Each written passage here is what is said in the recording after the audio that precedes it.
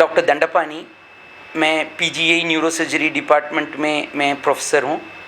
और हमने अभी हमारे टीम ने एक इंटरनेशनल न्यूरोसर्जरी जर्नल में हमने एक नया टेक्निक को हमने पहली बार वर्ल्ड लिटरेचर में हमने एक डिस्क्राइब किया हुआ है कि कैसे पाइनियल ट्यूमर जो जायंट साइज़ का है उसमें कैसे हम नया जो टेक्निक के द्वारा एक्सोस्कोप एंडोस्कोप को यूज़ करके एक मिनिमली इन्वेसिव की होल ओपनिंग से ट्यूमर को निकालने के बारे में, वो ऑलरेडी एक्सेप्टेड है एंड पब्लिश्ड है and it is available online.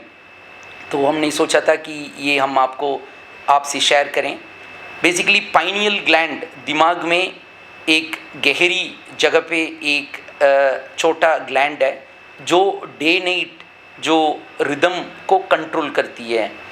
इस एरिया दिमाग के में बीच में होने के वजह से उस ग्लैंड का जो भी ट्यूमर है उसके आसपास वो पहुंचना थोड़ा सा मुश्किल होती है सर्जरी में। एंड अगर जब वो ट्यूमर बहुत बड़ा हो जाता है वो और भी चैलेंजिंग हो जाता है, क्योंकि वहाँ पे बहुत सारे क्रिटिकल वेन्स होता है जो दिमाग को जो ड्रेन करता है। तो जब ऐसे ट्यूमर्स में जब हम सर्जरी करते हैं कन्वेंशनली बड़ा सा ओपनिंग करना पड़ता है और ब्रेन को रास्ते से रिट्रैक्ट करना पड़ता है कि वहाँ पे हमें देखने के लिए जब सर्जन देखेंगे तभी हम उसको ट्यूमर को अलग करके निकाल सकते हैं। तो ज़्यादा बड़ा ओपनिंग और ज़्यादा ब्रेन का रिट्रैक्शन की हर बार ज़रूरत पड़ती है कन्वेंशनल सर्जरीज़ में। हमने इसमें एक मिनिमली इन्वेसिव क्रेनियोटमी के द्वारा हमने एक्सोस्कोप और एंडोस्कोप को यूज़ करके एक जायंट ट्यूमर को हमने निकाला हुआ है उस रिपोर्ट में।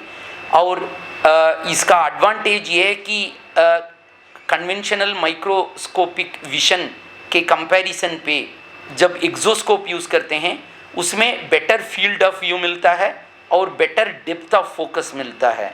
Field of view and depth of focus का मतलब है कि लाइक फील्ड ऑफ व्यू कितना एरिया को हम ज़्यादा देख सकते हैं वो दिखाता है, और डेप्थ ऑफ फोकस का मतलब है कि किस एरिया पे जब हम फोकस कर रहे हैं उसके डीप और उसके सुपरफिशियली दोनों साइमल्टेनियसली अगर क्लियर दिखता है या नहीं दिखता है उसको बताता है।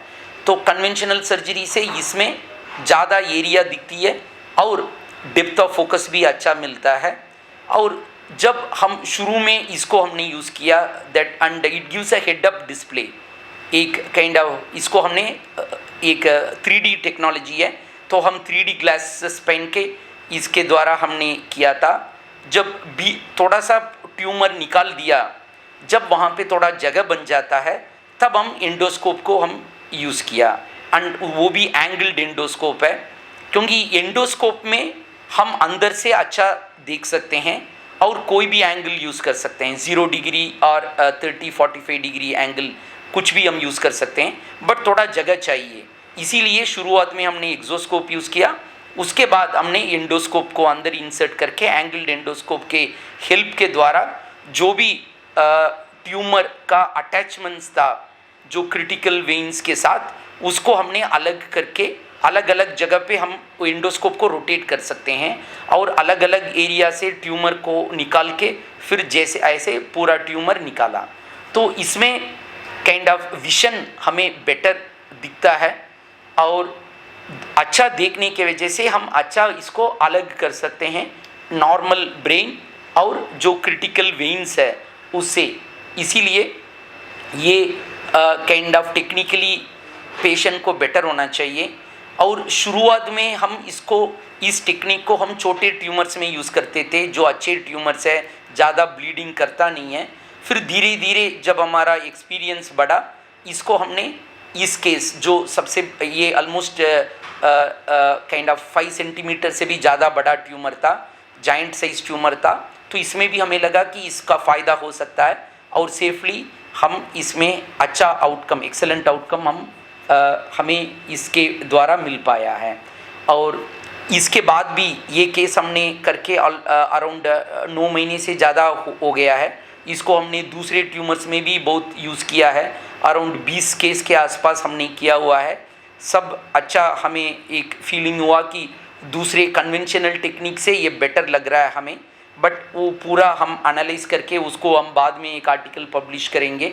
ऑलरेडी हमने कुछ साल पहले भी इस स्पाइनियल रीजन में ये एंगल्ड एंडोस्कोप को कैसे यूज़ करना है करके एक रिप्यूटेड जर्नल में हमने इसको ऑलरेडी एक पब्लिश किया था। और ऐसे ट्यूमर्स में कैसे हमने बायोप्सी करना है, सेफ तरीके से बायोप्सी पहले हम करते हैं, ट्यूमर को पहचानते हैं, उसके बाद प्लान करते हैं कि किसी किसी ट्यूमर्स को निकालने की ज़रूरत नहीं होता, वो रेडियोथेरेपी दिया जा सकता है, किसी किसी ट्यूमर को निकालना पड़ता है। तो इसीलिए कैसे बायोप्सी करनी है वो भी हमने इसके पहले एक नया टेक्निक को हमने एक जर्नल में हमने पब्लिश किया था कुछ साल पहले, around 4 years back, and this is also a new publication in this area. So basically pineal region में हमने बहुत सारे पब्लिकेशन इंटरनेशनल जर्नल्स में हमने किया हुआ है। और इस बार ये एक combination of 3D exoscope and angled endoscope using a minimally invasive keyhole craniotomy, how to remove this tumor fully, we had reported on this technique. तो इस वर्ल्ड में आपने ही किया है या और भी कहीं हुआ इससे पहले? इसके पहले छोटे ट्यूमर्स में बहुत सारे लोग ने किया हुआ है, एंड हमने भी एक पब्लिश किया हुआ था कुछ साल पहले, वो मैंने बताया था। बट ऐसे कॉम्प्लेक्स एंड बड़े ट्यूमर्स में किसी ने अभी तक पब्लिश किया नहीं है। तो ये इतना बड़े ट्यूमर्स को पूरा इस टेक्निक से निकालना ये पहली बार था।